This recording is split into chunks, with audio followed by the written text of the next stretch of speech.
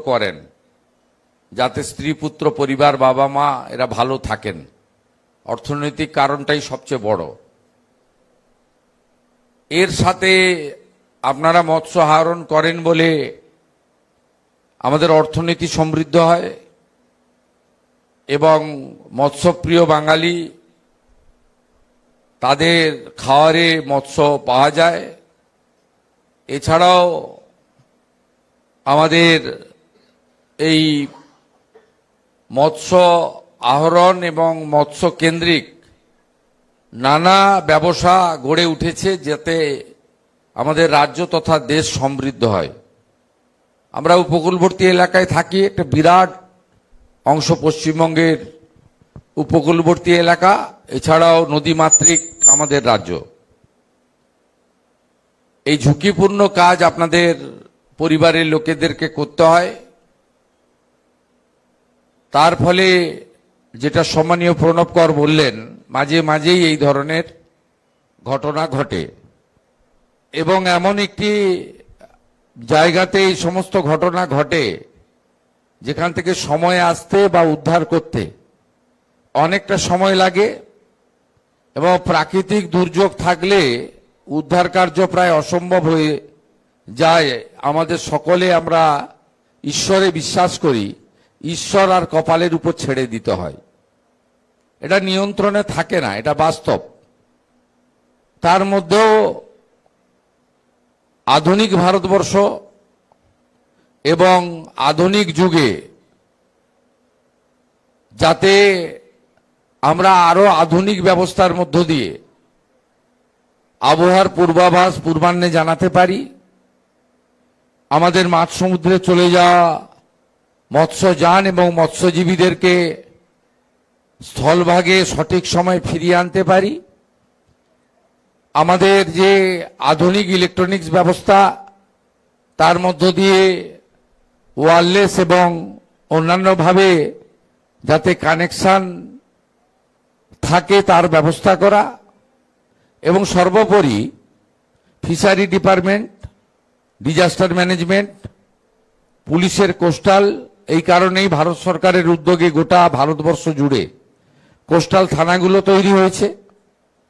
পশ্চিমবঙ্গেও একাধিক কোস্টাল থানা তৈরি হয়েছে, যদিও পরিকাঠামো নেই, লোকজনের সংখ্যা কম, পুলিশের তল্লাশি বোর্ড নেই, তারা কার্যত নির্ভর করে থাকে কোস্টগার্ডের উপরে।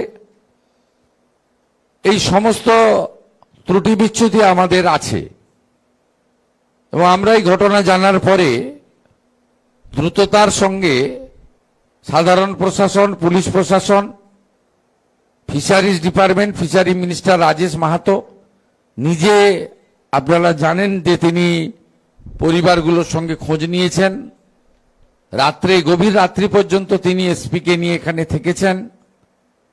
যখন বেশ কয়েকদিন পরে ট্রলারের একটা অংশ দেখা গেল আকাশপথে, তারপরে সেখানে সুন্দরবন জেলা পুলিশ তার পুলিশ সুপারের নেতৃত্বে আমরা টাচে ছিলাম।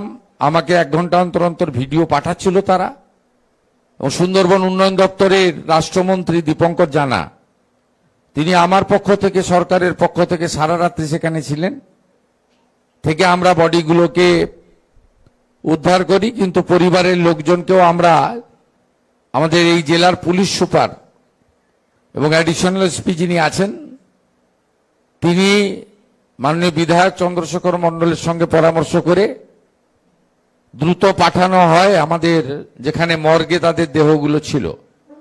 কিন্তু আপনারা চিনতে পারেননি, বেশ কয়েকদিন চলে যাওয়ার জন্য, চাপা পড়ে থাকার জন্য আপনাদের অনেককেই দেহ শনাক্তকরণ করতে পারেননি। তার জন্য যে প্রক্রিয়া রয়েছে ডিএনএ ইত্যাদি, তার রিপোর্ট আসবে, কিন্তু মোটামুটি আমরা যে আমাদের তালিকা এখানে আছে, উড়িষ্যার 3 জন বাসিন্দা এবং বাকি পশ্চিমবঙ্গের বাসিন্দা, মূলত পূর্ব মেদিনীপুরেরই বেশি। এর বাইরেও আমাদের হাওড়া জেলার 1 জন এবং নদিয়া জেলার 2 জন এরা ক্ষতিগ্রস্ত হয়েছেন। আমরা রাজ্য সরকারের পক্ষ থেকে এই ধরনের মৃত্যুর ক্ষেত্রে অর্থ কোনো ক্ষতিপূরণ হয় না, অর্থ দিয়ে কখনো ক্ষতিপূরণের পরিমাপ হয় না, কিন্তু একটা সরকার তার দায়িত্ব থাকে, মানবিক দায়িত্ব, এবং সরকারের তার যে নিজস্ব কর্তব্য দায়িত্ব থাকে সেটা পূরণ করার জন্যই আমরা আজকে মিলিত হয়েছি। আমরা 5 লক্ষ টাকা করে চেক এখানে প্রদান করছি, এবং সাথে সাথে যে পরিবারগুলির কর্মক্ষম লোকজন রয়েছে তাদেরকে, এখানে ডিআইজি মেদিনীপুর রেঞ্জ রয়েছেন, এখানে জেলা শাসক রয়েছেন, পুলিশ সুপার রয়েছেন, আমি বলে গেছি যে তাদের নিয়ম মেনে যাদের সম্ভব হবে রাজ্য পুলিশের হোমগার্ডে তাদের সকলের বাড়ির বায়োডাটাগুলো দেখে নিতে হবে, নইলে সিভিক ভলেন্টিয়ার্সে, ও তাতেও না হলে আমাদের ভিআরপি সহ অন্যভাবে এসডিও আছেন, বিডিও আছেন, তারা দেখে নেবেন যাতে হয়। এর বাইরেও আমাদের যে কর্মসূচিটা রয়েছে মিশন বাৎসল্য, তাতে 3টি পরিবার পেতে পারে, তাই তো?